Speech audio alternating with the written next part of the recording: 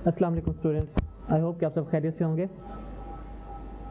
जो हमने लेक्चर पढ़ा था इस वीक का, उसमें मैंने आपको प्रोग्राम का स्ट्रक्चर क्या होता है वो बताया था, और हम प्रोग्राम किस तरह से लिखेंगे, उसमें हैश इंक्लूड का क्या मतलब होता है, नेम स्पेस क्या होता है, एसटीडी क्या होता है, फिर मेन का फंक्शन क्या होता है, प्रोग्राम की बॉडी क्या होती है, रिटर्न ज़ीरो क्या होता है, ये मैंने आपको बताया था। मैंने आपको बताया था कीवर्ड्स क्या होते हैं, रिटर्न टाइप्स क्या होती हैं, टर्मिनेटर्स क्या होते हैं। देन आप अपने कोड को किस तरह से कमेंट कर सकते हैं सी प्लस प्लस में, ये मैंने आपको बताया था। फिर हमने देखे थे आइडेंटिफायर्स में हमारे पास दो तरह की चीज़ें थी, एक थे लिटरल्स जिनको हम कॉन्स्टेंट्स भी कहते हैं, और सेकंड था वेरिएबल्स, वो मैंने आपको बताया था। फिर मैंने आपको बताया था कि वाइट स्पेस क्या होती है, जो एम्प्टी स्पेस है उसका मैंने आपको बताया था। फिर मैंने आपको बताया था कि डेटा टाइप्स क्या क्या होती हैं। हमारे पास सिंपल डेटा टाइप्स हैं, स्ट्रक्चर्ड डेटा टाइप्स हैं, और पॉइंटर्स होते हैं। सिंपल में मैंने आपको बताया था कि इंटीग्रल टाइप्स हैं, फ्लोटिंग पॉइंट्स हैं। स्ट्रक्चर्ड में मैंने आपको बताया था कि एरेज हैं, स्ट्रक्चर्स हैं, क्लासेस हैं, और पॉइंटर्स तो हम एंड पे जाके पढ़ेंगे। स्ट्रक्चर्ड में भी सिर्फ एरेज को हम कवर करेंगे, वो भी मेरे ख्याल से मिड के बाद होगा। स्ट्रक्चर्स और क्लासेस जो हैं ये आप स्ट्रक्चर्स भी शायद आपके कवर हो जाएं, लेकिन जो क्लासेस हैं वो आप ऑब्जेक्ट ओरिएंटेड प्रोग्रामिंग में कवर करोगे। देन मैंने आपको बताया था कि इंटीजर डेटा टाइप्स, उसमें इंट है, शॉर्ट है, लॉन्ग है, फिर अनसाइंड इंट है, अनसाइंड लॉन्ग है, अनसाइंड शॉर्ट है। देन करैक्टर है जिसको 4 कह रहे थे, और बूल है जिसको जो बुलियन होता है। इनकी मैंने आपको स्टोरेज बताई थी कि मेमोरी में कितनी स्टोरेज लेते हैं, और इनमें मैक्सिमम डेटा कितना आ सकता है, ठीक है। देन मैंने आपको फ्लोटिंग पॉइंट्स का बताया था कि फ्लोटिंग पॉइंट क्या होते हैं, और फ्लोटिंग पॉइंट में मैंने आपको बताया था कि फ्लोट और डबल दो तरह की आपके पास फ्लोटिंग पॉइंट के लिए डेटा टाइप्स होंगी। फ्लोट 4 बाइट्स का होगा और डबल 8 बाइट्स का होगा। ये मैंने आपको लेक्चर में बताया था। आज मैं आपको बताता हूँ कि एस्केप सीक्वेंसेस क्या होते हैं। फॉर एग्जांपल मैंने आपको बताया कि जब हम कोई भी डेटा टाइप बनाते हैं 4 की, लाइक मैं करता हूँ 4 a इज इक्वल टू, नहीं, 4 my war is equal to a। ये मैंने एक वेरिएबल बनाया जिसका नाम है माई वार, उसकी डेटा टाइप है 4, और उसके अंदर मैंने डेटा रखवाया a। जब भी हमारे पास 4 या करैक्टर का डेटा टाइप होगी, हम अपने डेटा को सिंगल कोट्स के अंदर लिखते हैं। ये मैंने आपको क्लास में बताया था, राइट। अब व्हाट इफ हमने लिखना है आई एम, हमने सिंगल कोड को प्रिंट करवाना है, तो क्या होगा? जब हमने सिंगल कोड को प्रिंट करवाना होगा तो उसके लिए हमें कोई ना कोई एस्केप सीक्वेंस चाहिए होगा, राइट। हमें एस्केप सीक्वेंस चाहिए होगा to print a single code. हो सकता है कि ये इस तरह से भी आप प्रिंट करवा लो, लेकिन कुछ केसेस ऐसे होंगे जहाँ पे आपको सिंगल कोड आप इस तरह से प्रिंट नहीं करवा सकेंगे, जहाँ पे इसका एरर आएगा। आप इस तरह से, अगर मैं इसको सी आउट करूँ, और ये हो सकता है ये चल जाए, इस केस में ये चल जाएगी, लेकिन there can be other cases जहाँ पे आपका ये एरर आएगा कि इसका क्लोजिंग कोटेशन किधर है। ये अगर स्टार्टिंग है तो इसका क्लोजिंग कोटेशन किधर है। तो उन केसेस में हमें सिर्फ एक सिंगल कोड प्रिंट करवाने के लिए एस्केप सीक्वेंस की ज़रूरत होती है। और एस्केप सीक्वेंस क्या होते हैं? एस्केप सीक्वेंस होते हैं कि हम लगाते हैं बैकस्लैश बेसिकली एस्केप सीक्वेंस है, ठीक है। इसके साथ हमने जो भी चीज़ प्रिंट करवानी होती है हम वो लगा देते हैं, लाइक हमने जस्ट एक सिंगल कोट लगानी है, so this is a escape sequence to print a single quote, right.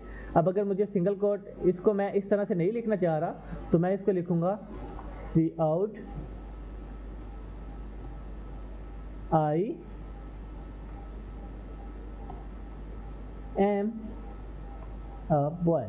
जैसे अगर मैं यहाँ पे भी लिखूँ आई एम अ बॉय, मैंने ये लिखना था, तो एस्केप सीक्वेंस के थ्रू मैं इस तरह से लिखूंगा, ये वाला जो बैक स्लैश है ये इग्नोर हो जाएगी और हमारा जो कोटेशन है वो प्रिंट हो जाएगा, राइट। तो अगर आपका किसी भी सिनेरियो में सिंगल कोट का एरर आता है कि ये स्टार्टिंग हुई हुई है, इसकी एंडिंग भी तो होती है ना। सिंगल कोट जब हम लिखते हैं तो सिंगल कोट का एक स्टार्टिंग होता है और एक एंडिंग होता है, उनके दरमियान में हम लिखते हैं, जैसा कि ये है, ये स्टार्टिंग है, ये एंडिंग है और इसके दरमियान में डेट है। तो यहाँ पे एरर आ सकता है आपका कि सिंगल कोट आपने स्टार्ट किया हुआ है, उसका एंडिंग किधर है। तो अगर इस तरह का आपके पास किसी भी सिनेरियो में एरर आता है तो आप एस्केप सीक्वेंस यूज़ कर सकते हैं। एस्केप सीक्वेंस के साथ आपने जो भी चीज़ प्रिंट करवानी हो वो आप लगा सकते हैं। तो जब ये लाइन एग्जीक्यूट होगी तो हमारा जो बैक स्लैश है वो इग्नोर हो जाएगा और जो भी हमने इसके बैक स्लैश के साथ चीज़ लगाई हुई है वो एज इट इज़ प्रिंट हो जाएगी, ठीक है। So this is a escape sequence to print a single quotation. Similarly अगर हम यहाँ पे लिखते हैं, मैं इसको रिमूव करता हूँ, चलें ये पढ़ा रहे, हम यहाँ पे लिखते हैं सी आउट और कायद सेड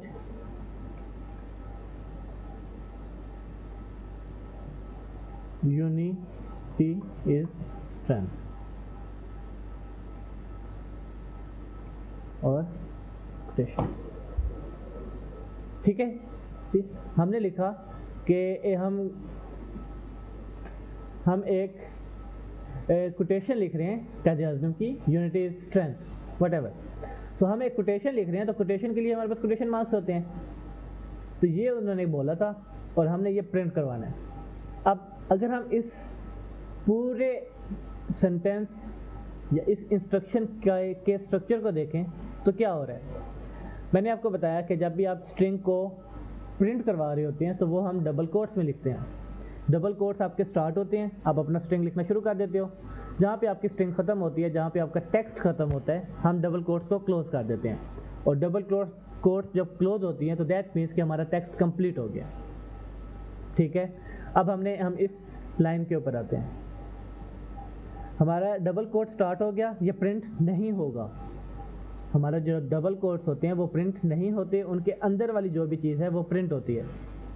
तो डबल कोट स्टार्ट हुआ, दैट मीन्स कि हमारा टेक्स्ट स्टार्ट हो रहा है, कायद सेड दिस, और अब डबल कोट दोबारा आ गया जिसको हमने प्रिंट करवाना है लिटरली। अब यहाँ पे डबल कोट्स आ गया तो ये डबल कोट्स बेसिकली इस डबल कोट को क्लोज कर देगा, ठीक है। ये अब कंपाइलर समझेगा कि ये इसका स्टार्टिंग डबल कोट है, ये इसका एंडिंग डबल कोट है, दैट मीन्स कि हम अपना टेक्स्ट कंप्लीट कर रहे हैं यहाँ तक, राइट। तो इसके बाद दोबारा टेक्स्ट शुरू हो गया तो यहाँ पे आपका एरर आ जाएगा क्योंकि ये starting double quotation to print a text, हमारा टेक्स्ट आ गया और this will be treated as a ending double quotation. तो ये एंडिंग डबल कोटेशन हो गया, तो ये वाली जो चीज़ है ये हमारे पास आ जाएगी out of the double quotation. फिर हमारे पास ये डबल कोटेशन का स्टार्ट और ये एंड,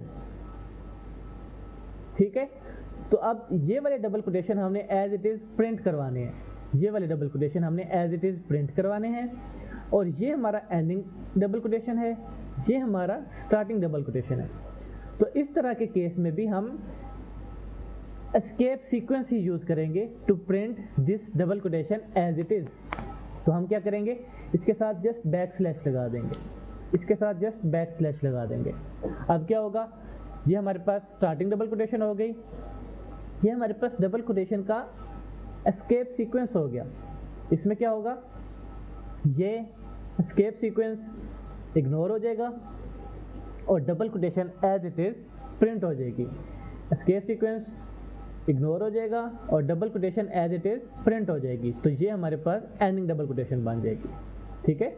तो ये वाली जो चीज़ है, ये जो यूनिटी स्ट्रेंथ हमने लिखा है, ये डबल कोटेशन के अंदर ही प्रिंट होके आएगा जैसा कि हम चाह रहे थे। तो ऐसे केसेस में जहाँ पे आपको डबल कोटेशन ही प्रिंट करवानी हो वहाँ पे हम यूज़ करते हैं डबल कोटेशन के लिए एस्केप सीक्वेंस, जो कि होता है बैक स्लैश और डबल कोटेशन, ठीक है। इसी तरह से हमारे पास अगर आपने बैक स्लैश को प्रिंट करवाना है, सपोज मैंने लिखना है सी आउट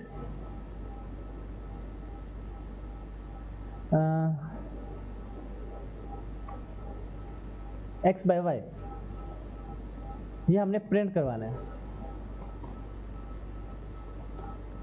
राइट। अब जब ये वाली चीज़ कंपाइल हो रही होगी तो कंपाइलर समझेगा कि ये हमारे पास एस्केप सीक्वेंस है और उसके साथ y कोई इंस्ट्रक्शन है, जैसे डबल कोटेशन हम प्रिंट करवाना चाह रहे हैं उसी तरह से हम y प्रिंट करवा रहे हैं। तो अब क्या होगा, एस्केप सीक्वेंस हमारे पास जो सिंबल है वो इग्नोर हो जाएगा और y as it is print हो जाएगा। लेकिन हमें तो ये बैक स्लैश प्रिंट करवानी थी, तो बैक स्लैश प्रिंट करवाने के लिए हम एस्केप सीक्वेंस के साथ ही बैक स्लैश लगा देंगे कि ये वाली चीज़ इग्नोर हो जाएगी और ये एज इट इज़ प्रिंट हो जाएगी। जैसे मैंने आपको बताया कि सिंगल कोड के लिए हम लगाएंगे एस्केप सीक्वेंस और जो भी चीज़ प्रिंट करवानी है सिंगल कोड के लिए हम सिंगल कोड लगा देते हैं, तो ये वाली चीज़ इग्नोर हो जाती है, एस्केप सीक्वेंस हमारे साथ पास, ये सिंगल कोटेशन हमारे पास प्रिंट हो जाती है। एस्केप सीक्वेंस इग्नोर हो जाएगा, डबल कोटेशन प्रिंट हो जाएगी। इसी तरह से एस्केप सीक्वेंस इग्नोर हो जाएगा और बैक स्लैश प्रिंट हो जाएगी, ठीक है, ये हो गया। इसके बाद एक एस्केप सीक्वेंस होता है back slash A. Back slash A में क्या होता है कि आपके पास ये इग्नोर हो जाएगा और ए की जगह पे आपको एक ऑडियोएबल बेल जो है वो सुनने को मिलेगी प्रोग्राम के दौरान। तो back slash A for alert, ठीक है। तो ए में आप जब बैक स्लैश ए करेंगे तो ये एक एस्केप सीक्वेंस होता है फॉर एन ऑडियोबल बेल। तो ये बैक स्लैश ए जो है ये हमारे पास एक ऑडियोबल बेल प्ले करेगी ड्यूरिंग आवर प्रोग्राम, ठीक है। देन हमारे पास एक एस्केप सीक्वेंस होता है backslash n. Backslash n जो है ये कोटेशन है, ये सॉरी कमेंट्स हैं, ठीक है, ये एग्जीक्यूट नहीं होंगे, जस्ट मैं लिख रहा हूं ताकि आपको समझ आए। बैक स्लैश ए क्या होता है, to play an audible bell. Backslash n हमारे पास क्या होता है, अगर आप अपने प्रोग्राम में न्यू लाइन को इंट्रोड्यूस करना चाह रहे हैं, दैट मीन्स एंटर प्रेस करना चाह रहे हैं फॉर आ न्यू लाइन। अब इसकी एग्जांपल क्या होगी, मैंने लिखना है सी आउट, मैं अपना नाम लिखता हूँ इंजमाम और मशहूर, ठीक है। अब मैं इस नाम को चाह रहा हूँ कि ये 2 लाइंस पे लिखा हुआ है, लाइक जो मैं मेरी आउटपुट हो वो अगर तो ये एज इट इज इसको हम कंपाइल करते हैं और एग्जीक्यूट करते हैं तो मेरी जो आउटपुट है वो इस तरह से आएगी। लेकिन मैं चाह रहा हूँ कि मेरी आउटपुट इस तरह से आए, मेरा नाम 2 लाइंस में लिखा हुआ है, ठीक है। तो उसके लिए हम करते हैं backslash n. Backslash n basically होता है न्यू लाइन स्टार्ट करने के लिए। तो इंजमाम प्रिंट होगा, यहाँ पे न्यू लाइन स्टार्ट हो जाएगी तो हमारा कर्सर यहाँ पे आ जाएगा। जब हमारा कर्सर यहाँ पे आ गया तो आगे वाली जो भी चीज़ है वो प्रिंट हो जाएगी और मशहूद एज इट इज प्रिंट हो जाएगा, ठीक है। तो बैक स्लैश एन का जो एस्केप सीक्वेंस है that is for to start a new line. अब न्यू लाइन स्टार्ट करने के 2 मेथड्स हैं C++ में, एक तो आप बैक स्लैश एन यूज़ कर लें। अगर आप बैक स्लैश एन यूज़ नहीं करना चाहते तो हम क्या कर सकते हैं, यही वाला जो कोड है इसका इक्विवेलेंट कोड ये भी हो सकता है सी आउट, मैं लिखूं इंजमाम, मैं अपना कोटेशन बंद कर दूं, ये मेरी फर्स्ट लाइन हो गई। हम दोबारा से सी आउट वाले जो सैम्बल्स हैं वो लगाएंगे। इसके बाद होता है ENDL, and line, END for and, L for line. हम एंड लाइन का एक कीवर्ड यूज़ करेंगे। एंड लाइन का कीवर्ड हमारे पास एक न्यू लाइन को स्टार्ट करता है। एंड लाइन हो गया, फिर हमने दोबारा अपनी स्ट्रिंग लिखनी है तो हम लिखेंगे Mashhood. So these 2 lines provide us an equal output, जो कि आउटपुट होगी इंजमाम मशहूद और 2 सेपरेट लाइंस के अंदर, ठीक है। तो न्यू लाइन के लिए आप बैक स्लैश एन यूज़ कर सकते हैं या फिर आप एंड एल यूज़ कर सकते हैं। दोनों में डिफरेंस ये है कि बैक स्लैश एन हमेशा डबल कोटेशन के अंदर यूज़ होगा, बैक स्लैश एन हमेशा डबल कोटेशन के अंदर यूज़ होगा, और जब आप एंड एल यूज़ करेंगे तो ये सी आउट को अलग से एक इंस्ट्रक्शन जाएगी। अब इस जो ये वाली लाइन 22 है, यहाँ पे सी आउट को हमारे पास 3 इंस्ट्रक्शंस जा रही हैं। पहली इंस्ट्रक्शन में हम एक स्ट्रिंग भेज रहे हैं, एक टेक्स्ट भेज रहे हैं, वो इंस्ट्रक्शन ख़त्म हुई। दूसरी इंस्ट्रक्शन स्टार्ट होती है जब हमारे इसके एंगल ब्रैकेट स्टार्ट होती हैं, उसमें हम एंड एल की एक कीवर्ड भेज रहे हैं जो कि न्यू लाइन को स्टार्ट कर रहा है। तीसरी इंस्ट्रक्शन हम दोबारा स्टार्ट कर रहे हैं और उसमें दोबारा हम टेक्स्ट भेज रहे हैं। ठीक है, तो आप सी आउट के साथ लाजमी नहीं है कि जस्ट एक ही इंस्ट्रक्शन भेज सकें, आप सी आउट के साथ मल्टीपल इंस्ट्रक्शंस भेज सकते हैं। और मल्टीपल इंस्ट्रक्शंस भेजने के लिए आप यूज़ करेंगे इसके सिंबल जो कि एंगल ब्रैकेट्स हैं। सी आउट एंगल ब्रैकेट्स, अगर आपने एक ही इंस्ट्रक्शन भेजनी है तो आप एक ही दफ़ा लगाएंगे, अगर आपने मल्टीपल इंस्ट्रक्शन भेजनी है तो जितनी आपकी इंस्ट्रक्शन होंगी उतनी दफ़ा आपके एंगल ब्रैकेट्स यहाँ पे यूज़ होंगे। ठीक है, ओके। देन हमारे पास एक एस्केप सीक्वेंस होता है \t। This is to add 8 white spaces. अब अगर आपके कोड में मैं आप चाह रहा था कि मेरी जो आउटपुट है वो आए 1 2 3 4 5 6 7 8 इस तरह से, उनके दरमियान में एक गैप आए। ठीक है, तो वो कैसे आएगा? मैं या तो इसको लिख दूं, मैं दोबारा लिखता हूँ सी आउट, या तो मैं इसको लिख दूं इस तरह से 1 2 3 4 5 6 7 8। मैं इस तरह से लिख दूं तो भी मेरे पास आ सकता है, लेकिन बट इफ मुझे 8 नहीं 16 24 32 इतनी वो चाहिए स्पेसेस, तो हम क्या 1 बाय 1 स्पेसेस देंगे? नहीं, हम एक एस्केप सीक्वेंस यूज करते हैं दैट इज फॉर टी। ठीक है, \t। तो \t क्या करता है? \t ऑटोमेटिकली हमारे पास 8 वाइट स्पेसेस ऐड कर देता है। हमारे जो भी इंस्ट्रक्शन होती है, जो भी आउटपुट होती है, उसके अंदर 8 वाइट स्पेसेस ऐड कर देगा। \t हमारे पास टेक्स्ट में 8 वाइट स्पेसेस ऐड कर देगा। ठीक है, तो ये भी एक एस्केप सीक्वेंस है to add 8 white spaces. \n for a new line, \a to play an audible bell, और फिर हमारे पास एस्केप सीक्वेंसेस होते हैं टू प्रिंट सर्टन करेक्टर, जो कि सिंगल कोटेशन हो सकती है, डबल कोटेशन हो सकती है, या फिर आपके पास हो सकती है \, ये भी आपके पास एक एस्केप सीक्वेंस है। ठीक है, तो यहाँ पे अगर मैं एक ही लाइन में लिखूँ तो आपके पास सिंगल कोटेशन के लिए है एस्केप सीक्वेंस, देन हमारे पास डबल कोटेशन के लिए है एस्केप सीक्वेंस, देन हमारे पास \, के लिए है, then play an audible bell, then \n for a new line, and then \t for a eight white spaces। तो ये आपके पास 6 एस्केप सीक्वेंसेस हैं जो कि आप यूज कर सकते हैं। ठीक है, अब हम आ जाते हैं ऑपरेटर्स के ऊपर। C++ में हमारे पास 3 तरह के, ये 4 तरह के ऑपरेटर्स हैं।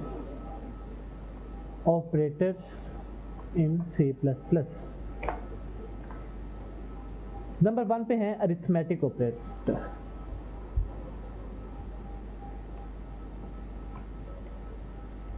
अरिथमेटिक ऑपरेटर्स, देन हमारे पास हैं लॉजिकल ऑपरेटर्स, थर्ड पे हमारे पास हैं कंपैरिजन ऑपरेटर्स, और फोर्थ पे हमारे पास है असाइनमेंट ऑपरेटर्स। ये 4 तरह के ऑपरेटर्स हैं जो कि हम यूज़ कर सकते हैं C++ में। तो हम 1 बाय 1 इनको देखते हैं। इससे पहले कि मैं आपको ऑपरेटर्स का बताऊं, हमारे पास बेसिकली ऑपरेटर्स जो हैं वो 2 तरह के होते हैं। C++ में 4 टाइप्स हैं। ठीक है, और ऑपरेटर्स जो हैं वो बेसिकली या तो यूनरी ऑपरेटर्स होते हैं या फिर वो बाइनरी ऑपरेटर्स होते हैं।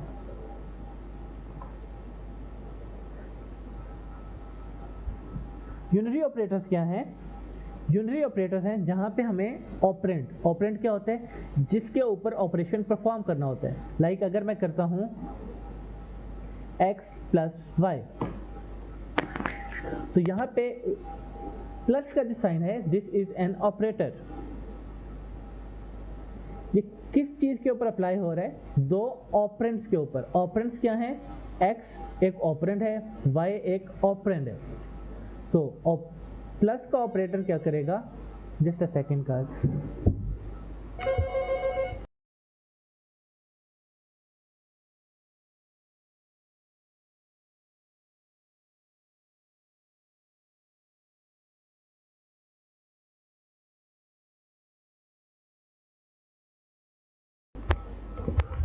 सो x जो प्लस का हमारे पास ऑपरेटर है, वो करता क्या है?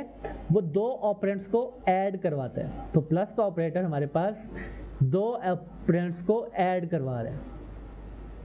तो हम यहाँ से ये चीज़ कह सकते हैं कि प्लस का जो ऑपरेटर है उसके लिए हमें मिनिमम 2 ऑपरेंट्स रिक्वायर्ड है।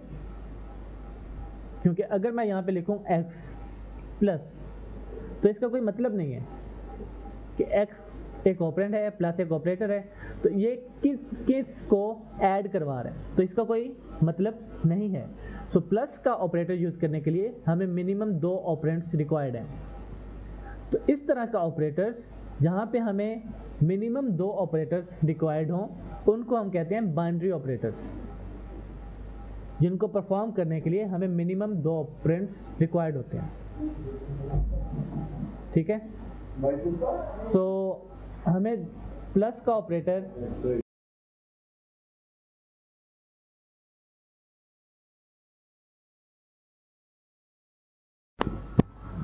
Hello students, sorry there was a power failure. Okay, तो मैं आपको बता रहा था कि प्लस का जो ऑपरेटर है वो हमारे पास मिनिमम 2 ऑपरेंट्स के ऊपर काम करता है। उसके लिए हमें मिनिमम 2 ऑपरेंट्स चाहिए। तो ऐसे ऑपरेटर्स जिनके लिए हमें मिनिमम 2 ऑपरेंट्स चाहिए, वो बाइनरी ऑपरेटर्स होते हैं। Like plus, minus, multiply, divide या फिर मॉड। तो ये सब ऑपरेटर्स ऐसे हैं जिनमें हमें मिनिमम 2 ऑपरेंट्स चाहिए। तो ये हमारे पास बाइनरी ऑपरेटर्स में आएंगे। और ऐसे ऑपरेटर्स जो जस्ट एक ऑपरेंट के ऊपर काम कर सकें, जैसे कि इंक्रीमेंट का ऑपरेटर होता है या फिर डिक्रीमेंट का ऑपरेटर होता है, वो हमारे पास यूनरी ऑपरेटर्स आ जाते हैं, जिनमें हमें एक ही ऑपरेटर रिक्वायर्ड होता है। यूनरी ऑपरेटर्स को मैं थोड़ा सा बाद में डिस्कस करता हूँ। पहले मैं आपको बाइनरी ऑपरेटर्स में बता देता हूँ कि वो क्या होते हैं। ठीक है? तो यूनरी और बाइनरी ऑपरेटर का आपको आइडिया होना चाहिए कि यूनरी ऑपरेटर्स कौन से होते हैं और बाइनरी ऑपरेटर्स कौन से होते हैं। अब हम आ जाते हैं अरिथमेटिक ऑपरेटर्स के ऊपर। ये बेसिकली आपने पढ़ा होगा अपनी जो आपकी मैट्रिक है या एसएससी है उसमें, या फिर उससे भी पहले, कि अरिथमेटिक ऑपरेटर में हमारे पास आ जाती हैं एडिशन, सब्ट्रैक्शन, मल्टीप्लिकेशन और डिवीजन एंड मॉडुलस। तो एडिशन क्या है, इसका मैं ज़्यादा एक्सप्लेन नहीं करूँगा। एडिशन, अगर आपने कोई भी 2 चीज़ें ऐड करनी है, 2 या 2 से ज़्यादा चीज़ें ऐड करनी है, तो हम करते हैं addition a plus b. Minimum हमें 2 चीज़ें चाहिए, 2 ऑपरेंट्स चाहिए, और मैक्सिमम जितने मर्जी हों, वो डिपेंड, वो मतलब हमारे पास कोई भी मैक्सिमम की रिक्वायरमेंट नहीं है, लिमिटेशन नहीं है, लेकिन मिनिमम यह है कि मिनिमम 2 हों, e plus f and plus so on. Addition में जो भी 2 ऑपरेंट्स हैं उनकी वैल्यूज ऐड हो जाएंगी। सिमिलरली सब्ट्रैक्शन के लिए भी हमें मिनिमम 2 ऑपरेंट्स चाहिए, और इनके लिए सिंबल होता है माइनस का, a माइनस बी। तो मिनिमम की 2 रिक्वायरमेंट है, मैक्सिमम की कोई भी रिक्वायरमेंट नहीं है, एंड सो ऑन। मल्टीप्लिकेशन में आपके पास 2 वेरिएबल्स मल्टीप्लाई हो जाएंगे, और यहाँ पे जो साइन है वो यूज़ होता है स्टेरिक का। प्रोग्रामिंग में मल्टीप्लिकेशन के लिए स्टेरिक का साइन यूज़ होता है। जब आपने मल्टीप्लाई करवाना होगा 2 ऑपरेंट्स a और b को, तो हम लिखेंगे a स्टेरिक b। ठीक है? सिमिलरली मिनिमम 2 ऑपरेंट्स रिक्वायर्ड हैं और मैक्सिमम की कोई भी लिमिट नहीं है। एंड डिवीजन में हमारे पास जो सिंबल यूज़ होता है वो फॉरवर्ड स्लैश का होता है। तो अगर मैंने ए और ए को बी के साथ डिवाइड करना है तो मैं लिखूंगा ए डिवाइडेड बाय बी। ठीक है, देन हमारे पास आ जाता है मॉडुलस। मॉडुलस बेसिकली आपके पास होता है रिमाइंडर। लाइक अगर मैं 9 को या फिर 11 को डिवाइड करता हूँ 5 के साथ, तो इसका आंसर क्या होगा? अगर मैं 5 को मल्टीप्लाई करूँ 2 के साथ तो मेरे पास आता है आंसर 10, और रिमाइंडर क्या होगा? रिमाइंडर मेरे पास 1 होगा। ठीक है, इसी तरह से अगर मैं 21 को डिवाइड करता हूँ 5 के साथ तो मेरा रिमाइंडर कितना होगा? 4 होगा, सॉरी 1 होगा, राइट। तो अगर हमारे पास हम 21 को डिवाइड करते हैं 5 के साथ तो मेरा रिमाइंडर 1 है। अगर मैं 22 को डिवाइड करता हूँ 5 के साथ तो मेरा रिमाइंडर कितना होगा? 20 तक तो हमारे पास सिंपल डिवीजन होगी, 4 आंसर आ जाएगा हमारे पास, और 2 जो है वो रिमाइंडर आ जाएगा। तो मॉडुलस बेसिकली हमें रिमाइंडर देता है। लाइक 22 अगर मैं करता हूँ, ए में मेरे पास 22 है, और मैं रिमाइंडर के लिए, मॉडुलस के लिए हम मॉड का वर्ड यूज़ करते हैं प्रोग्रामिंग में, और मॉड का जो सिंबल है वो होता है परसेंटेज सिंबल। तो अगर मैं करता हूँ 22 मॉडुलस 5, तो इसका जो आउटपुट होगी वो मेरे पास होगी 2।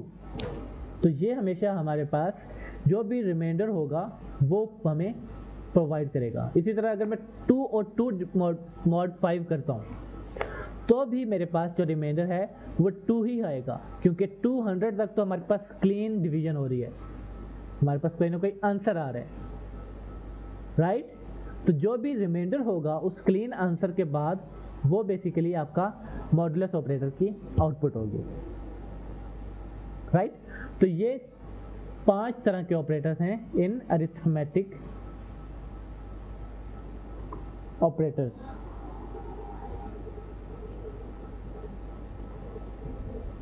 ये 5 तरह के हमारे पास अरिथमेटिक ऑपरेटर्स हैं: addition, subtraction, multiplication, division and modulus. Then आपके पास आ जाते हैं लॉजिकल ऑपरेटर्स। लॉजिकल ऑपरेटर्स में हमारे पास होते हैं एंड ऑपरेटर। ये हमारे जो आपके गेट ऑपरेटर्स हैं जो आपने पढ़े होंगे, आई डोंट नो कहाँ आपने पढ़े हैं, एंड, और, and, not. This is 3 is not. तो ये 3 तरह के हमारे पास ऑपरेटर्स हैं, लॉजिकल ऑपरेटर्स। एंड में क्या होता है कि अगर दोनों 1 होंगे तो आंसर 1 होगा, ठीक है। अगर मेरे पास दोनों बिट्स 1 होंगी, ये भी 1 है, ये भी 1 है, तो हमारे पास आंसर 1 आएगा। अगर इनमें से कोई भी एक 0 है तो हमारे पास आंसर जो है वो 0 होगा, और अगर दोनों 0 हैं तो भी आंसर क्या होगा? 0 होगा, ठीक है। एंड ऑपरेटर हमारे पास तभी काम करता है जब दोनों जो हैं आपके पास क्या कहते हैं इंस्ट्रक्शंस वो ट्रू होंगी, तभी आपकी जो आउटपुट है वो ट्रू होगी। अगर दोनों में से कोई एक भी इंस्ट्रक्शन फॉल्स है या दोनों इंस्ट्रक्शंस फॉल्स हैं तो आपकी आउटपुट फॉल्स ही आएगी, ठीक है। तो एंड ऑपरेटर जब भी आप यूज़ करेंगे, ये बेसिकली कंडीशंस में आता है। तो एंड ऑपरेटर जब भी हम यूज़ करेंगे तो दोनों कंडीशंस जब ट्रू होंगी तभी हमारे पास जो आउटपुट है वो ट्रू आएगी। अगर दोनों कंडीशंस में से कोई एक भी कंडीशन फॉल्स हुई तो हमारे पास आउटपुट फॉल्स आएगी, ठीक है। इसी तरह से और ऑपरेटर है, और ऑपरेटर में इसके ऊपर मैं लिख देता हूँ एंड ऑपरेटर। देन हमारे पास है और ऑपरेटर। और ऑपरेटर क्या है? अगर आपके पास कोई भी एक इनपुट ट्रू है, कोई भी एक कंडीशन ट्रू है तो हमारे पास आउटपुट ट्रू आएगी। सिमिलरली अगर दोनों ट्रू हैं तो भी ट्रू आएगी। तो अगर कोई भी एक इंस्ट्रक्शन ट्रू है तो हमारे पास आउटपुट जो है वो ट्रू आएगी। और ये फॉल्स कब होगा? जब दोनों इंस्ट्रक्शन आपके पास फॉल्स हुई। एंड में ये हो रहा था कि दोनों कंडीशंस का ट्रू होना मस्ट है आंसर के ट्रू होने के लिए। और ऑपरेटर में दोनों में से कोई एक भी कंडीशन अगर ट्रू है तो हमारी आउटपुट ट्रू आएगी, और अगर दोनों फॉल्स हैं तो वो हमारे पास आउटपुट फॉल्स आएगी। ठीक है। देन हमारे पास होता है नॉट ऑपरेटर। ये बेसिकली बाइनरी ऑपरेटर है। तो अगर आप 0 का नॉट लेंगे तो ये फ्लिप कर देगा आपके आंसर को। तो अगर आपका आंसर ट्रू है तो ये इसको फॉल्स है तो ये इसको ट्रू कर देगा, और अगर ट्रू है तो ये इसको फॉल्स कर देगा। ये इसको नॉट ऑपरेटर को हम फ्लिप ऑपरेटर भी कहते हैं। ठीक है। तो ये फ्लिप ऑपरेटर भी होता है। अगर आपकी आउटपुट फॉल्स है तो उसको ट्रू कर देगी, ट्रू है तो उसको फॉल्स कर देगी। ठीक है। तो ये मेरा आपका इंट्रोडक्शन हो गया। एंड ऑपरेटर क्या होता है, और ऑपरेटर क्या होता है, नॉट ऑपरेटर क्या होता है। अब हम इनको यूज कैसे करते हैं C++ में, हम इनको यूज कैसे करेंगे। सपोज आपने एक नंबर निकालना है जो 10 से ग्रेटर हो और 20 से लेस हो। ठीक है। मैंने एक नंबर निकालना है which is number greater than 10 and less than and number is less than 20। तो हमने कोई ऐसा नंबर निकालना है जो ग्रेटर देन 10 हो और लेस देन 20 हो। ठीक है। तो हम इसकी कंडीशन कैसे लिखेंगे। सपोज मेरे पास एक वेरिएबल है इंट और ये नम है और इसमें वैल्यू है 15। अब मैंने चेक करना है कि 15 जो वैल्यू है वो 10 से ग्रेटर है और 20 से अगर लेस है तो मेरी आउटपुट ठीक है, अदरवाइज हमारी आउटपुट फॉल्स है।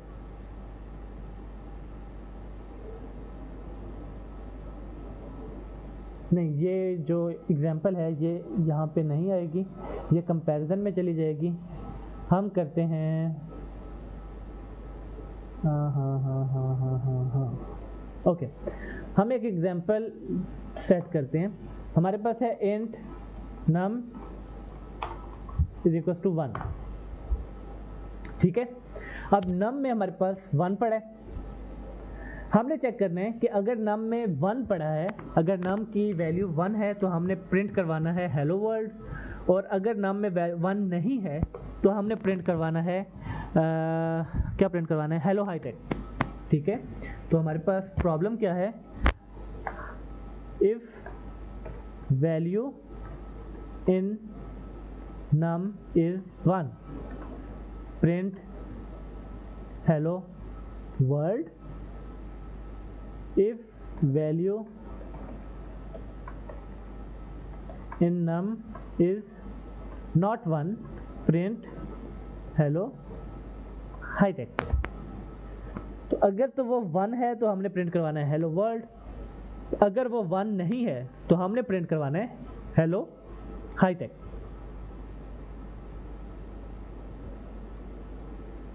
ठीक है। ओके, ये भी कंपैरिजन में ही आएगी। तो हम एंड की क्या कर सकते हैं एग्जाम्पल।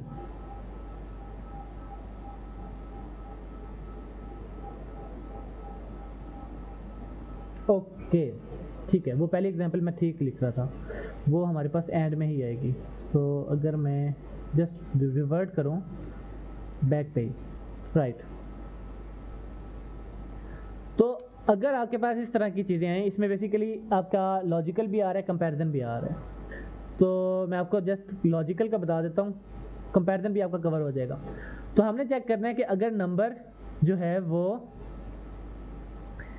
10 से ग्रेटर है, 20 से लेस है, तो हमने प्रिंट करवाना है हेलो वर्ल्ड। ठीक है। इफ तो मैं स्मॉल ही कर देता हूं क्योंकि हमने नीचे वेरिएबल स्मॉल लिया हुआ है। If number is greater than 10 and less than 20, हमने हेलो वर्ल्ड प्रिंट करवाना है।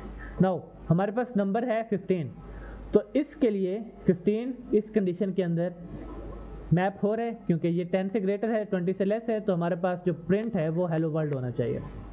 तो इसकी हम कंडीशन कैसे लिखेंगे? हम लिखेंगे if number is greater than 10। तो अब इस नंबर हेलो वर्ल्ड प्रिंट करवाने के लिए हमारी दोनों कंडीशंस का ट्रू होना मस्ट है, कि वो 10 से ग्रेटर हो और 20 से लेस हो। इन दोनों कंडीशंस, ये दोनों कंडीशंस ट्रू होंगी तभी हमने हेलो वर्ल्ड प्रिंट कराना है। तो जब हमें दोनों कंडीशंस ट्रू होंगी तभी हम कोई आउटपुट करवाएंगे। तो हम करते हैं एंड ऑपरेटर के लिए जो सिंबल यूज होते हैं वो डबल एंड का होता है, ठीक है। एंड ऑपरेटर के लिए जो सिंबल यूज होता है वो डबल एंड का होता है। और ऑपरेटर के लिए जो सिंबल यूज होता है वो डबल पाइपलाइन होती है, इसको हम पाइपलाइन ऑपरेटर भी कहते हैं। और नॉट ऑपरेटर के लिए जो सिंबल यूज होता है that is explanation mark. And के लिए डबल एंड प्रोग्रामिंग की बात कर रहा हूं मैं, कि प्रोग्रामिंग में जब आप एंड ऑपरेटर यूज करेंगे तो उसके लिए यूज होते हैं डबल एंड। और ऑपरेटर के लिए हमारे पास यूज होते हैं डबल पाइपलाइंस। और फ्लिप ऑपरेटर या नॉट ऑपरेटर के लिए हमारे पास यूज होता है एक्सप्लेनेशन मार्क, ठीक है। तो अब जब ये दोनों कंडीशंस ट्रू होंगी तभी हमारे पास हेलो वर्ल्ड प्रिंट होगा। If number is greater than 10 and number is less than 20। तो हमारे पास दोनों कंडीशंस चेक हो गई कि नंबर 20 से लेस है, नंबर 10 से ग्रेटर है। हमने करवाना है प्रिंट हेलो वर्ल्ड, ठीक है। तो ये वाली जो चीज है ये हमारे पास है एंड ऑपरेटर। इसी तरह से हमने जस्ट चेक करना है कि जो नंबर है वो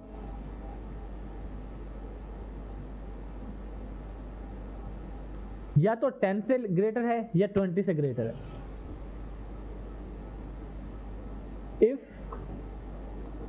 नंबर इज ग्रेटर देन 10 और number is greater than 20 print hello world. अब यहां पे हमारी कंडीशन चेंज हो गई है। यहां पे हम कह रहे हैं ऑप्शनल चीज दे रहे हैं, या तो वो 10 से ग्रेटर हो या वो 20 से ग्रेटर हो। तो इन दोनों में से कोई एक भी कंडीशन ट्रू हुई, वो 10 से ग्रेटर हुआ तब भी हमारे पास ट्रू होगी आंसर, मतलब कंडीशन ट्रू होगी, या फिर वो 20 से ग्रेटर हुआ तब भी हमारे पास कंडीशन ट्रू होगी। इन दोनों का एक ही टाइम पे ट्रू होना मस्ट नहीं है, ठीक है। इन दोनों का एक ही टाइम पे ट्रू होना जरूरी नहीं है। इन दोनों कंडीशन में से कोई एक भी कंडीशन अगर आपकी ट्रू होती है तो आपकी टोटल कंडीशन ट्रू हो जाएगी। यहाँ पे अगर इन दोनों में से दोनों कंडीशन ट्रू होंगी तभी आपकी टोटल कंडीशन ट्रू होगी, तभी आप प्रिंट करवाएंगे हेलो वर्ल्ड। बट इस केस में अगर आपने क्या करना है, दोनों कंडीशन में से कोई एक कंडीशन भी आपकी ट्रू होती है तो आपका हेलो वर्ल्ड प्रिंट हो जाएगा। तो ये आपका प्रोग्रामिंग में कैसे होगा, इफ नम ग्रेटर देन 10, तो और है, और के लिए हमारे पास सिंबल यूज होता है डबल पाइप का, और नम ग्रेटर देन 20, तो हम क्या करवाएंगे प्रिंट हेलो वर्ल्ड, ठीक है। तो ये आपके पास दो तरह के एंड ऑपरेटर हो गया, और ये हो गया आपके पास और ऑपरेटर। देन है नॉट ऑपरेटर। नॉट ऑपरेटर तब होता है जब आपने यूज करने हैं, हमारे पास सपोज एक प्रॉब्लम है, if number is not equal to 10 print hello world.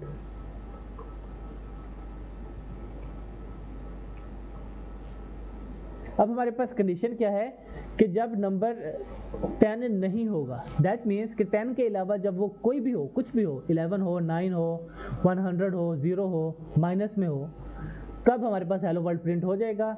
लेकिन अगर तो वो 10 है तो हमारे पास नंबर प्रिंट नहीं होगा। तो हमने जस्ट ये चेक करना है कि उसमें 10 तो नहीं है, हमने जस्ट ये चेक करना है कि उसमें 10 अगर है तो हम कुछ भी प्रिंट नहीं करवाएंगे, अगर 10 के अलावा कुछ और चीज़ है तो हम हेलो वर्ल्ड प्रिंट करवा देंगे। तो हम करेंगे if num not equals to 10, then हमने करना है print hello world, that's it. हम जस्ट चेक कर रहे हैं कि वो 10 के इक्वल ना हो, ठीक है, तो हमने किया नॉट इक्वल टू 10, राइट। तो ये आपके पास 3 लॉजिकल ऑपरेटर्स हैं, एंड अगर दोनों कंडीशंस ट्रू होंगी तभी आप अपनी जो आपकी फुल कंडीशन है उस स्टेटमेंट की वो ट्रू होगी, और में अगर दोनों में से कोई एक कंडीशन भी ट्रू होती है तो आपकी कंडीशन ट्रू हो जाएगी। एंड नॉट में हमारे पास हमने जस्ट ये चेक करना होता है कि जो चीज़ हमें गिवन है, जो चीज़ हमारी कंडीशन है, जस्ट वो ना हो, उसके अलावा जो मर्जी चीज़ हो, ठीक है।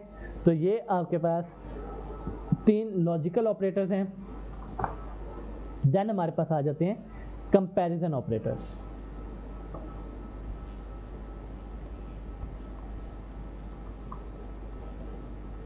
कंपैरिजन ऑपरेटर्स आपके पास हैं equal,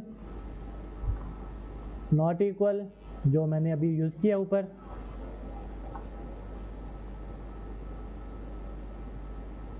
greater than, less than, greater और इक्वल, लेस और इक्वल। ये आपके पास हैं, नंबर 1 हो गया, 2 हो गया, 3 हो गया, सॉरी 3, 4, 5 और 6। ये 6 कंपैरिजन ऑपरेटर्स हैं। आपने चेक करना है दोनों इक्वल हैं या नहीं है, दोनों इक्वल, नॉट इक्वल है या नहीं है, ग्रेटर देन है, लेस देन है, ग्रेटर और इक्वल है, लेस और इक्वल है। तो ये 6 आपके पास कंपैरिजन ऑपरेटर्स हैं। इक्वल के लिए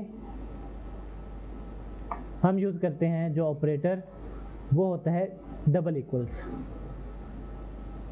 ठीक है।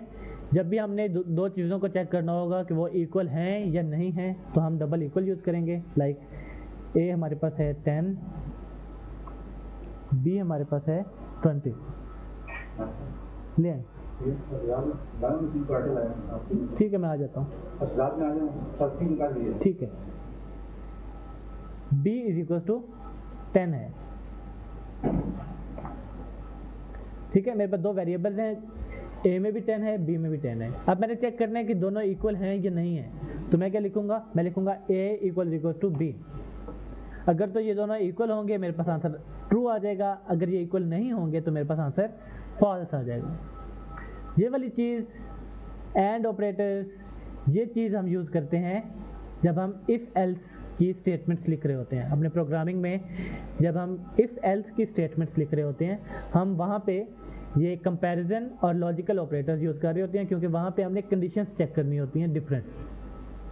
तो आपके कंपैरिजन ऑपरेटर्स और लॉजिकल ऑपरेटर्स जो हैं वो आपके इफ़ एल्स के अंदर बेसिकली यूज़ हो रहे होंगे। इफ़ एल्स की स्टेटमेंट्स, जब आपके पास एक कंडीशन हो तो आपने कुछ और परफॉर्म करना होता है, सेकंड कंडीशन हो तो कुछ और परफॉर्म करना होता है, थर्ड कंडीशन हो तो आपने कुछ और परफॉर्म करना होता है। तो उन कंडीशंस के लिए हम प्रोग्रामिंग में कंडीशंस यूज़ करते हैं इफ़ एल्स, जहाँ पे हमने कंडीशंस चेक करनी होती हैं। तो इक्वल जब आपने चेक करना होगा तो उसके लिए हम लगाते हैं डबल इक्वल का sign. So if a equals to b, this means कि अगर a की वैल्यू b की वैल्यू के बराबर है, इक्वल है, तो इसकी आउटपुट जो होगी वो ट्रू होगी, अदरवाइज आउटपुट आपकी फॉल्स होगी। नॉट इक्वल में हमारे पास, मैंने आपको पहले बताया है कि एक्सक्लेमेशन मार्क एंड इक्वल्स का साइन आता है, ठीक है। तो सेम डेटा के लिए हम लिखेंगे a not equal to b, right. Greater than के लिए हमारे पास सेम सिंबल है, ग्रेटर देन का। लेस देन के लिए हमारे पास सेम सिंबल है, लेस देन का। ग्रेटर इक्वल के लिए हमारे पास सिंबल है, हम पहले ग्रेटर का साइन लगाएंगे फिर इक्वल का साइन लगाएंगे, ठीक है। तो ये सिंबल आपके पास हो गया ग्रेटर देन और इक्वल टू। और लेस देन इक्वल के लिए पहले हम लेस का साइन लगाएंगे और फिर हम इक्वल का साइन लगाएंगे, ठीक है।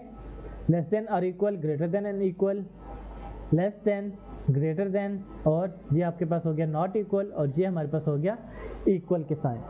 तो ये कंपैरिजन ऑपरेटर्स हैं 6 टाइप के जो आप C++ में अप्लाई करेंगे।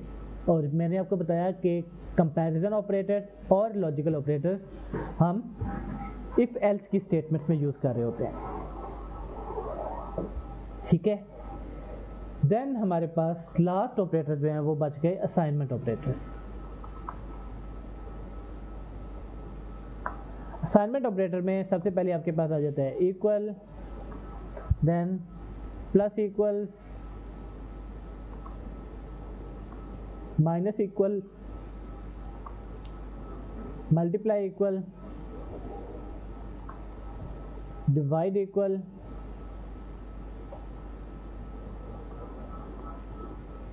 देन आपके पास हो गया modulus equal, then and equal, and last पे और इक्वल। ये है हमारे पास असाइनमेंट ऑपरेटर्स। इक्वल्स का तो आपको पता है कि जब भी आपने किसी भी वैल्यू, कोई भी वेरिएबल को वैल्यू असाइन करनी है तो हम असाइनमेंट ऑपरेटर इक्वल का यूज़ करते हैं। जो राइट हैंड साइड पे जो वैल्यू होती है वो लेफ्ट हैंड साइड के जो वेरिएबल है उसको असाइन हो जाती है, ठीक है। अब प्लस इक्वल का क्या मतलब है? अगर आपने करना है x is equal to x plus 1 और x plus 10, x plus anything, आप क्या कर रहे हो, एक वेरिएबल ले रहे हो, उसी वेरिएबल के अंदर कुछ चीज़ ऐड करवा रहे हो और इनका जो सम है वो सेम वेरिएबल के अंदर सेव करवा रहे हो। दैट मीन्स कि आप x के अंदर 10 ऐड करके x के अंदर ही सेव करवा रहे हो। अगर हम इस स्टेटमेंट को देखें तो क्या हो रहा है, x की जो करंट वैल्यू थी सपोज वो 10 थी, ठीक है, हम 10 के अंदर 10 ऐड करवा रहे हैं और x को ही वो आंसर असाइन कर रहे हैं। सो x में 10 था, 10 मजीद ऐड किया 20 हो गए, तो इस लाइन के बाद x की जो वैल्यू है वो 20 हो गई, ठीक है। तो इस तरह की जो स्टेटमेंट्स हैं कि आपने उसी वेरिएबल के अंदर कुछ चीज़ ऐड करवा के उसी वेरिएबल में सेव करवानी है, तो इसको हम इस तरह भी लिख सकते हैं x प्लस इक्वल्स टू 10, कि x के अंदर ही 10 ऐड करवा के उसको x में ही सेव करवा दो। So these two statement x is equals to x plus 10 is equals to, मतलब ये दोनों जो हैं वो सेम आपकी फंक्शनैलिटी परफॉर्म कर रहे हैं। यहाँ पे क्या हो रहा है, x में 10 ऐड हो रहा है और आंसर x में सेव हो रहा है। यहाँ पे भी यही हो रहा है कि x के अंदर 10 ऐड हो रहा है और वो x के अंदर ही सेव हो रहा है। x के अंदर प्लस 10 हो रहा है और जो भी आंसर है वो x को ही असाइन हो रहा है, ठीक है। तो ये दोनों स्टेटमेंट्स इक्वलेंट हैं। आप x is equal to x plus 10 लिख दें या फिर आप x प्लस इक्वल टू 10 लिख दें, दोनों का जो इम्पैक्ट है वो सेम होगा। इसी तरह से आपको इसका समझ आ गया होगा कि अगर आपने x is equal to x minus 10 करना है तो आप इसको, इसका इक्वलेंट कोड जो है वो लिख सकते हैं x minus equal to 10, x में से 10 माइनस हो और जो आंसर है वो x को ही असाइन हो जाए। सिमिलरली अगर आपने x को x के साथ मल्टीप्लाई करवाना है 10 और आंसर x में ही सेव करवाना है तो इसका इक्वलेंट कोड हो जाएगा x multiply equals to 10। Similarly division, x को अगर आपने डिवाइड करना है x डिवाइडेड बाई 10 तो इसका इक्वलेंट कोड होगा x divide equals to 10। Similarly आपने x is equal to x mod 10 करना है तो इसका इक्वलेंट कोड होगा x mod equals to 10। x is equal to, आपने x का एंड लेना है 10 के साथ तो इसका इक्वलेंट कोड होगा x एंड इक्वल्स टू 10। और सिमिलरली अगर आपने नॉट लेना है x का, x is equal to x not 10 तो इसका इक्वलेंट कोड होगा x नॉट इक्वल्स टू 10। तो ये 8 ऑपरेटर जो हैं ये आपके असाइनमेंट ऑपरेटर होते हैं। Basically plus equals, minus equals, multiply equals, ये चीज़ें आपकी कोडिंग प्रैक्टिस को थोड़ा सा, आपके कोड को कम्प्लेक्स होने से थोड़ा सा बचा देती हैं, आपकी जो इंस्ट्रक्शंस हैं वो शॉर्ट हो जाती हैं। आप लिखते हैं x = x + 10, आप सिंपली लिख दो x + = 10, तो दोनों की फंक्शनैलिटी सेम है लेकिन आपका जो कोड है वो शॉर्ट हो गया है। ठीक है, तो ये 8 तरह के असाइनमेंट ऑपरेटर्स हैं जो आप पढ़ेंगे।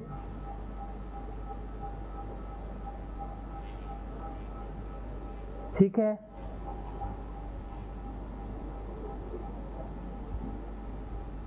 ओके। अब मैंने आपको बताया स्टार्ट में कि 2 तरह के ऑपरेटर्स होते हैं, बाइनरी ऑपरेटर्स और यूनरी ऑपरेटर्स।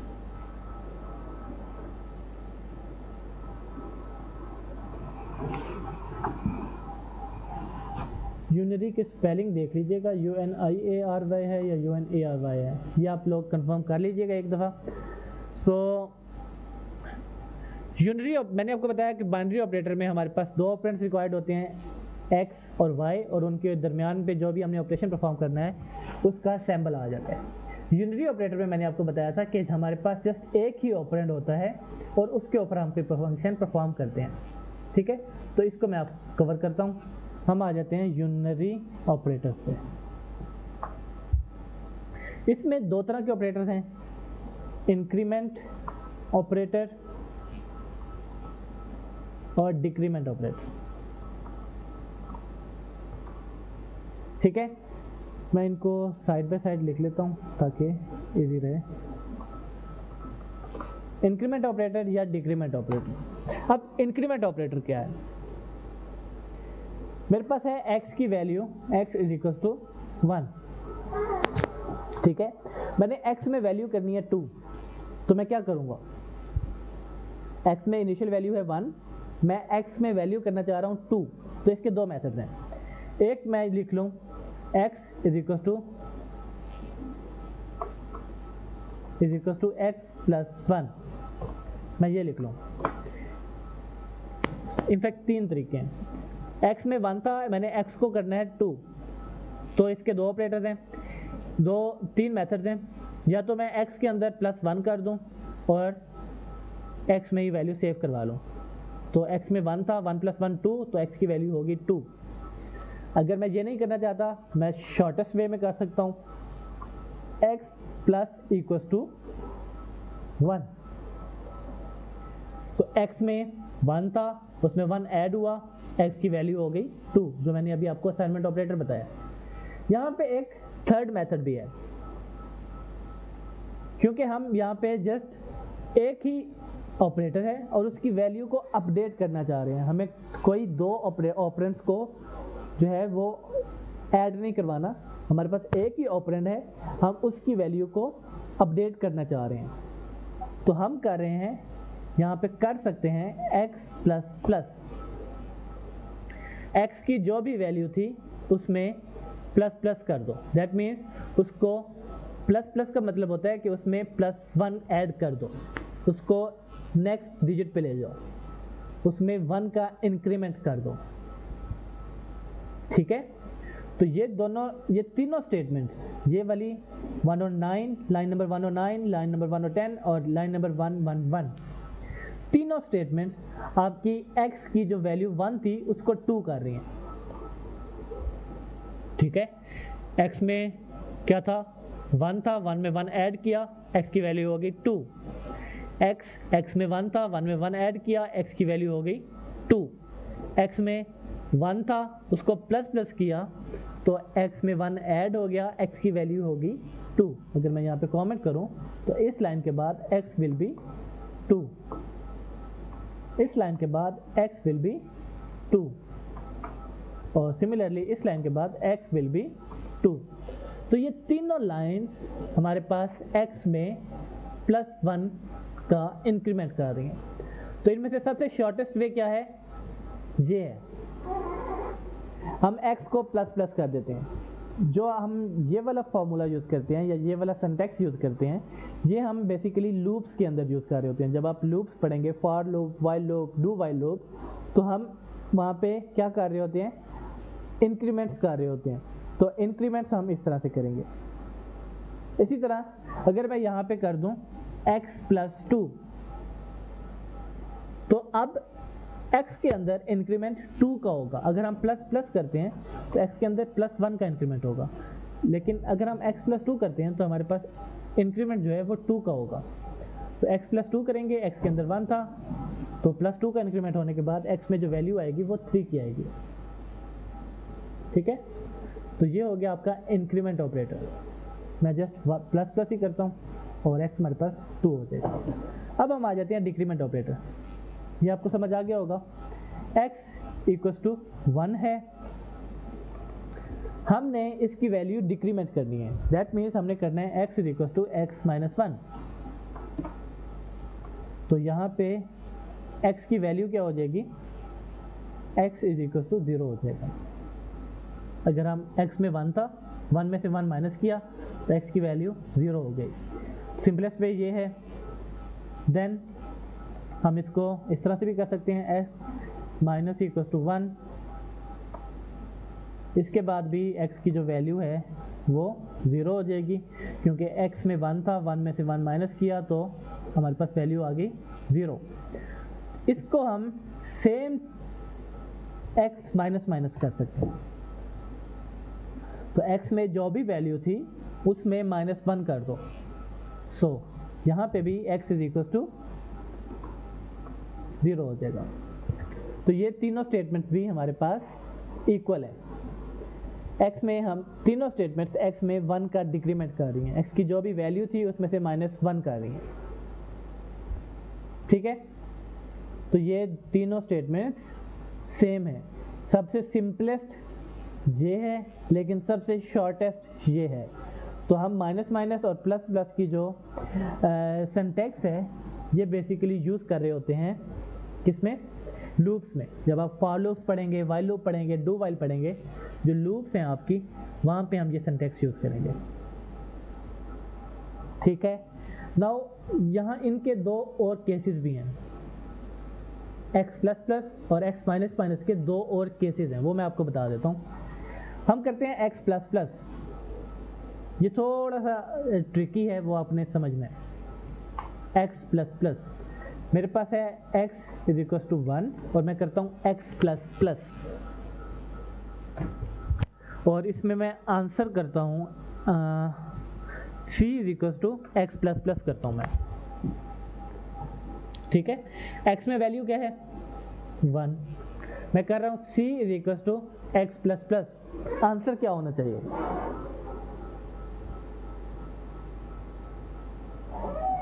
जो मैंने आपको बताया कि x++ क्या कर देगा, आपके वेरिएबल की जो भी वैल्यू है उसमें +1 ऐड कर देगा। ठीक है, तो लॉजिकली तो ये होना चाहिए कि हमने c = x++ किया तो x++ 2 हो गया, तो c के अंदर आंसर आना चाहिए, c के अंदर 2 होना चाहिए। लेकिन ऐसा नहीं है। हमारे पास होते हैं दो तरह के इंक्रीमेंट्स या डिक्रीमेंट्स। एक को हम कहते हैं प्री फिक्स इंक्रीमेंट और डिक्रीमेंट, और एक हम कहते हैं पोस्ट फिक्स इंक्रीमेंट/डिक्रीमेंट। दो तरह के हमारे पास स्टेटमेंट्स हैं, प्री फिक्स और पोस्ट फिक्स इंक्रीमेंट्स और डिक्रीमेंट। जो भी हम इंक्रीमेंट कर रहे हैं तो प्री फिक्स इंक्रीमेंट होगा, डिक्रीमेंट कर रहे हैं तो प्री फिक्स डिक्रीमेंट होगा, पोस्ट फिक्स इंक्रीमेंट होगा या पोस्ट फिक्स डिक्रीमेंट होगा। तो ये दो तरह के हमारे पास इंक्रीमेंट्स और डिक्रीमेंट्स होते हैं। जो मैंने आपको बताया है x++, इसमें पहले वेरिएबल आ रहा है, बाद में हमारे पास इंक्रीमेंट आ रहा है, पहले वेरिएबल आ रहा है, बाद में हमारे पास डिक्रीमेंट आ रहा है। तो ये जो लाई करते हैं ये पोस्ट फिक्स डिक्रीमेंट में करते हैं। तो यहाँ पे होगा x++ और x-। ठीक है, ये हमारे पास आ गए पोस्ट फिक्स डिक्रीमेंट में या इंक्रीमेंट में। तो प्री फिक्स क्या होगा, हम पहले इंक्रीमेंट करें, बाद में हमारे पास वेरिएबल आए, पहले डिक्रीमेंट करें, बाद में हमारे पास वेरिएबल आए। ये हमारे पास हो गया प्री इंक्रीमेंट या pre decrement, pre fix increment, pre fix decrement. अब दोनों में डिफरेंस क्या है वो मैं आपको बताता हूँ। हम इसी कोड को दोबारा लेते हैं, यहाँ से इसको कट कर लेता हूँ और मैं इसके बाद आता हूँ क्योंकि ये टॉपिक का कोड है। सो हमने किया x is equal to 1, c is equal to x plus plus. अब ये पोस्ट फिक्स इंक्रीमेंट है, ठीक है। इसका आंसर जो होगा वो 1 ही आएगा, c के अंदर 1 ही वैल्यू आएगी। वो क्यों आएगी वो मैं आपको बताता हूँ।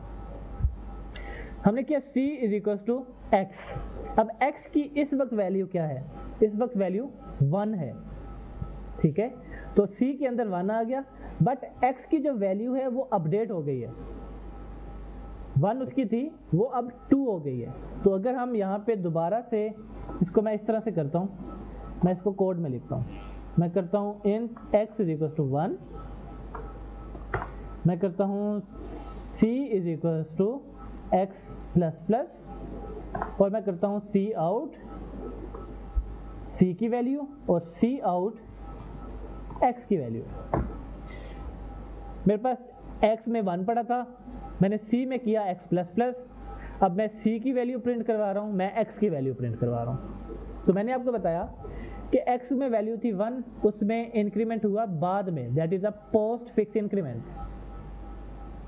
ठीक है। तो c के अंदर x की वैल्यू आ गई जो कि 1 थी, तो c में आ जाएगा 1, लेकिन x की जो वैल्यू है वो अपडेट हो चुकी होगी। तो इस कंडीशन, इस स्टेटमेंट के बाद जब हम x की वैल्यू यूज़ करेंगे तो हमारे पास वो अपडेटेड आएगी, लेकिन इस स्टेटमेंट पे अपडेटेड नहीं है। x हमारे पास 1 ही था, इस स्टेटमेंट के बाद जो भी स्टेटमेंट रहेंगी वहाँ पे x 2 हो जाएगा। तो पोस्ट फिक्स का, इंक्रीमेंट का या डिक्रीमेंट का यही मतलब होता है कि हमारा जो इफेक्ट है वो उस सेम स्टेटमेंट पे नहीं आता, उस स्टेटमेंट के बाद वाली जितनी भी स्टेटमेंट्स होती हैं उसके ऊपर उसका इम्पैक्ट आता है। तो इस स्टेटमेंट पे x की वैल्यू जो है वो 1 ही रहेगी, सेम ही रहेगी जो भी थी, लेकिन इस स्टेटमेंट के बाद अगर मैं करता हूँ c is equal to x, तो अब जो है इस स्टेटमेंट पे मैंने आपको कहा कि इंक्रीमेंट या डिक्रीमेंट पोस्ट हो तो उसका इम्पैक्ट नहीं पड़ता, तो यहाँ पे c हमारे पास 1 ही होगा। बट जब ये वाली स्टेटमेंट आएगी यहाँ पे हमारे पास c जो है वो 2 हो जाएगा, क्योंकि उसकी वैल्यू प्लस प्लस हो गई थी, जिसका इम्पैक्ट उस स्टेटमेंट पे नहीं पड़ा, लेकिन उससे आगे आने वाली जितनी भी स्टेटमेंट्स है उसके ऊपर उसका इम्पैक्ट पड़ेगा। तो यहाँ पे x की वैल्यू सेम रही, लेकिन उसमें इंक्रीमेंट हो गया था, इसलिए उससे अगले वाली जितनी भी स्टेटमेंट्स हैं वहाँ पे उसका इम्पैक्ट पड़ेगा। तो यहाँ पे जो c आउट होगा, अगर हम इस स्टेटमेंट को हटा दें तो c के अंदर जो आउटपुट आएगी वो 1 आएगी, क्योंकि c के अंदर जब हमने वैल्यू रखवाई थी तो उसमें इंक्रीमेंट नहीं हुआ था, ठीक है। लेकिन जब हम x की वैल्यू यहाँ पे प्रिंट करवा रहे हैं तो x की वैल्यू प्लस प्लस हो चुकी है, तो दैट मीन्स कि x की वैल्यू अपडेट हो गई है, तो x में 2 हो चुका होगा, ठीक है। सिमिलरली जो डिक्रीमेंट है वो भी यही काम करेगा, माइनस माइनस है, ठीक है। तो क्योंकि बाद में हो रहा है तो x की वैल्यू इस स्टेटमेंट में सेम रहेगी, तो c के अंदर 1 ही रहेगा। हम जब c को आउटपुट करवाएंगे तो हमारे पास 1 होगा, क्योंकि x में डिक्रीमेंट हो चुका है इस स्टेटमेंट के बाद, तो इस स्टेटमेंट के बाद x की वैल्यू अपडेट हो चुकी है। x की वैल्यू 1 थी, वो अब -1 हो गई, उसमें से -1 हो गया तो वो 0 हो गई है। तो जब हम x की वैल्यू को प्रिंट करवा रहे होंगे तो वो 0 होगा। पोस्ट फिक्स इंक्रीमेंट या पोस्ट फिक्स डिक्रीमेंट का जो इफेक्ट है वो सेम स्टेटमेंट के ऊपर, उस स्टेटमेंट के ऊपर जहाँ पे इंक्रीमेंट या डिक्रीमेंट हो रहा हो, पोस्ट वाला, उस पर नहीं पड़ता उसका इफेक्ट, बट उससे आगे वाली जितनी भी इंस्ट्रक्शंस हैं उनके ऊपर उसका इफेक्ट पड़ेगा, ठीक है। पोस्ट फिक्स का ये है आपके वर्किंग। अब हम आ जाते हैं प्रीफिक्स के ऊपर। मैं सेम कोड कॉपी करता हूँ और हम करते हैं प्लस प्लस x। नाउ अब क्या होगा, x की वैल्यू थी 1, अब पहले इंक्रीमेंट या डिक्रीमेंट हो रहा है और बाद में x की वैल्यू है, तो दैट मीन्स कि x में 1 था, 1 के अंदर पहले इंक्रीमेंट होगा, या डिक्रीमेंट होगा, जो भी हम यूज़ कर रहे हैं, और फिर वो जो वैल्यू है अपडेटेड वो असाइन हो जाएगी सी को। सो इस केस में प्लस प्लस पहले और है, बाद में हमारे पास वेरिएबल है प्रीफिक्स, पहले इंक्रीमेंट या डिक्रीमेंट होगा, बाद में हमारे पास वेरिएबल आएगा। तो इस केस में सी की जो वैल्यू है वो अपडेटेड ही आएगी सेम स्टेटमेंट पे, सेम इंस्ट्रक्शन पे। तो अगर आपको सेम इंस्ट्रक्शन पे वैल्यू को अपडेट करना है तो आप प्रीफिक्स करेंगे, लेकिन अगर आप चाह रहे हैं कि सेम इंस्ट्रक्शन पे वैल्यू अपडेट ना हो, उससे अगली इंस्ट्रक्शन पे वैल्यू अपडेट हो, तो आप पोस्ट फिक्स करेंगे। ठीक है, तो अब जब आउटपुट होगा सी, तो सी में भी 2 होगा, और एक्स में तो पहले ही 2 हो चुका है क्योंकि वो प्लस प्लस एक्स हो चुका है, तो एक्स की वैल्यू भी 2 हो जाएगी। तो प्रीफिक्स सेम स्टेटमेंट के ऊपर आपकी वैल्यू को अपडेट कर देगा, पोस्ट फिक्स सेम पे नहीं करेगा, लेकिन उस इंस्ट्रक्शन के बाद वाली जितनी भी इंस्ट्रक्शंस हैं उनके ऊपर उसका इफेक्ट आएगा। सिमिलरली माइनस माइनस में, प्रीफिक्स में हमारे पास सेम इंस्ट्रक्शन पे ही उसका इफेक्ट आ जाएगा, इम्पैक्ट आ जाएगा। सी में वैल्यू आ जाएगी 0, सी में वैल्यू आ गई 0, और एक्स में जब डिक्रीमेंट हुआ तो वो भी 0 हो जाएगा। ठीक है, तो ये है कुछ थ्योरी प्रीफिक्स की और पोस्ट फिक्स की। प्रीफिक्स में आपका जो इफेक्ट है वो सेम इंस्ट्रक्शन पे ही रहेगा, सेम इंस्ट्रक्शन पे ही इम्प्लीमेंट हो जाएगा, लेकिन पोस्ट फिक्स में आपका जो इम्पैक्ट है वो सेम इंस्ट्रक्शन पे अप्लाई नहीं होगा, बट उससे आगे वाली जितनी भी इंस्ट्रक्शंस होगी उनके ऊपर उसका जो इम्पैक्ट है वो अप्लाई हो जाएगा। ठीक है, तो ये कुछ यूनरी ऑपरेटर्स थे इंक्रीमेंट और डिक्रीमेंट के, उसमें फिर केसेस थे प्रीफिक्स और पोस्ट फिक्स के, वो मैंने आपको बता दिए हैं। देन हम आते हैं ऑर्डर ऑफ प्रेसिडेंस। जो भी हमारे पास ऑपरेटर्स हैं, अरिथमेटिक ऑपरेटर्स, उनका ऑर्डर आपको पता होगा, आप 2, 3, 4 से पढ़ रहे हैं कि हमारे पास ऑर्डर क्या होता है।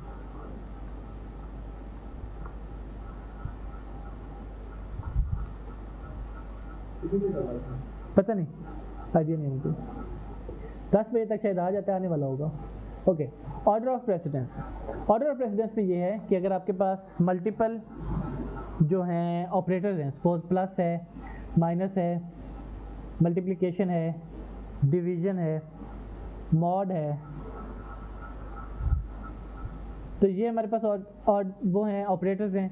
तो अगर ये सब ऑपरेटर्स एक ही स्टेटमेंट के ऊपर अप्लाई हुए हों, लाइक हम मॉड को हटा देते हैं क्योंकि ये बेसिकली 2 ऑपरेंट्स के ऊपर लगता है, तो हम इन 4 को देखते हैं।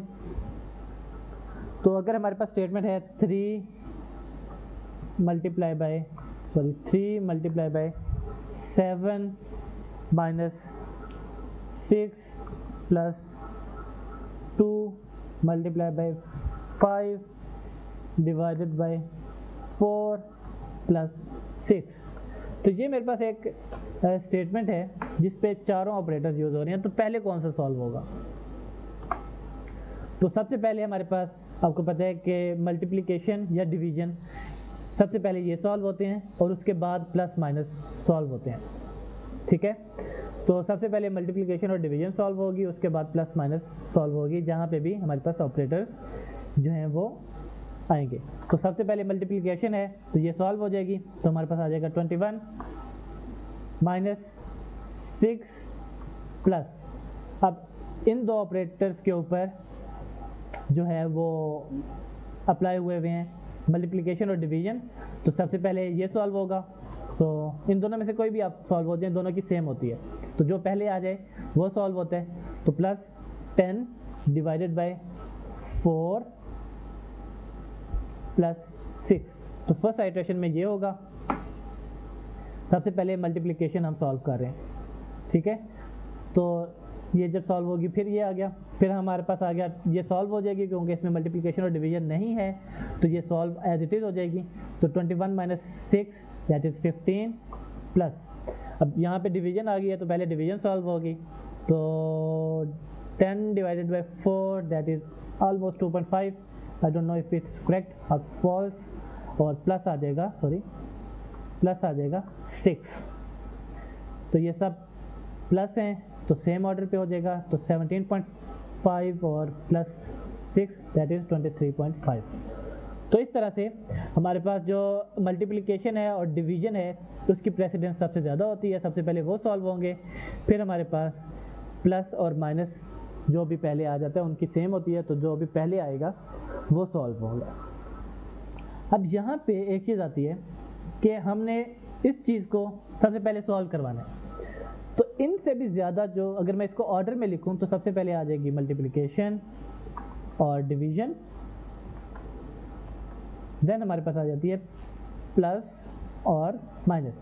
तो ये आपके पास है ऑर्डर ऑफ प्रेसिडेंस, पहले मल्टीप्लिकेशन और डिवीजन सॉल्व होगी, फिर प्लस और माइनस सॉल्व होगी। बट इससे भी ज़्यादा अगर आपकी प्रेसिडेंस है तो वो है पैरेंथेसिस की, ठीक है।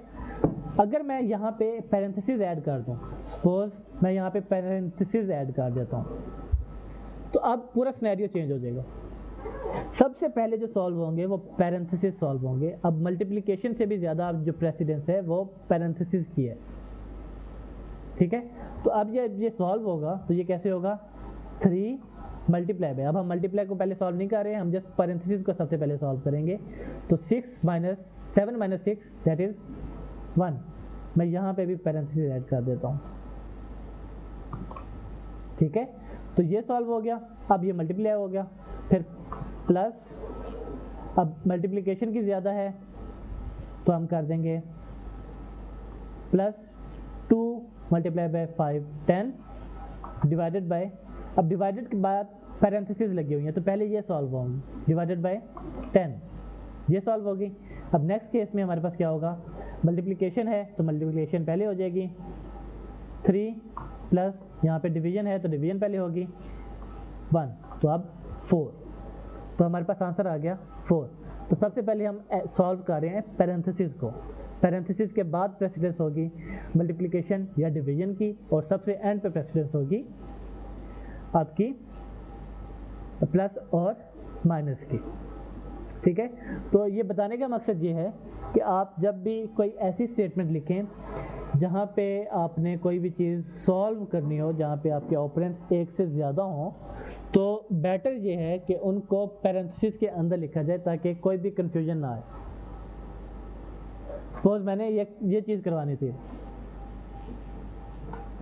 बेसिकली, लेकिन मैं पैरेंथेसिस ऐड नहीं करता, इसका आंसर क्या आता है, 3 मल्टीप्लाइड बाय 1 प्लस 2, ठीक है, 3 प्लस 2 5, हमारे पास ये आंसर आता है इसका, अगर हम पैरेंथेसिस ऐड करते हैं। तो अगर हम पैरेंथेसिस ऐड नहीं करते तो हमारे पास आंसर क्या आएगा, अभी देख लेते हैं। 3 मल्टीप्लाइड बाय 7 21 माइनस 6 प्लस 2, तो 21 माइनस 6 15 प्लस 2 17, तो हमारे पास आंसर डिफरेंट आ रहे हैं। तो इट्स बेटर कि आप अपने ऑपरेंड्स के अराउंड पैरेंथेसिस को यूज़ करें। नहीं आया तो इट्स बेटर कि आपके जो भी ऑपरेंड्स हैं आप उसके अराउंड पैरेंथेसिस यूज़ करें ताकि आप जो भी आंसर अपना डिज़ायर्ड आउटपुट आप लेना चाह रहे हैं आपको वही मिले, ठीक है।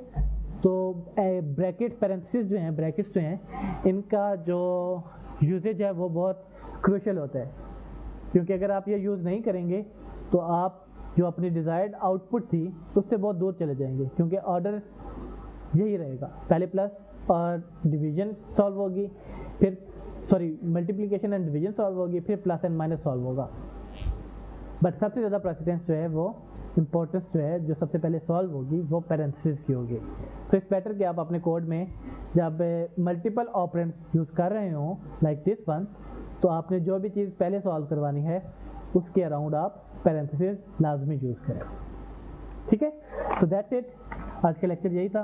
अगर आपकी कोई भी क्यूरी हो, आपको कोई भी चीज़ समझ ना आ रही हो, so you can reach me on my email, मेरा ईमेल आपके पास है, और मैं ट्राई करूँगा कि जो भी आपकी क्यूरी है उसको जितना जल्दी हो सके रिस्पॉन्ड करूँ, ठीक है। अपना ख्याल रखिएगा, थैंक यू।